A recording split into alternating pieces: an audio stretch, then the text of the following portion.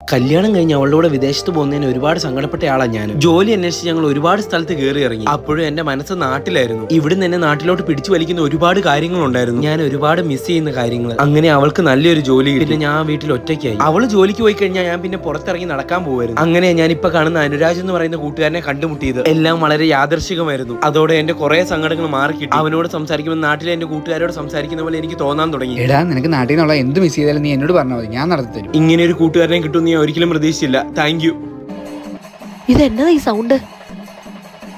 ഈരാറ്റുപേട്ട അയ്യപ്പൻ എഴുന്നള്ളന്തേ. നടക്ക ചിന്നമള്ളി അങ്ങനെ തന്നെ. ഇതെന്നതാ ഈ കാണുന്നേ? എന്നതാ ചേട്ടാ ഇത്? എന്റെ പൊന്നി ചേച്ചി, എന്തെങ്കിലും ആഗ്രഹം ഉണ്ടെങ്കിൽ ഞാൻ സാധിച്ചു തരാന്ന് പറഞ്ഞു. ഇതൊക്കെ ആഗ്രഹം ഞാൻ ഓർത്തില്ല. ഇങ്ങനെ ഈ പൂരപ്രാന്ത് കാരണം അവിടെ ഇങ്ങോട്ട് കൊണ്ടുവന്നു. ഇവിടെ വന്നപ്പോൾ ഇതാണ് അവസ്ഥ. മറിക്ക ആനയുടെ തോട്ടിട്ട് വലിക്കും ഞാൻ. കാവടി ഘോഷയാത്ര ഉടനടി ആരംഭിക്കും.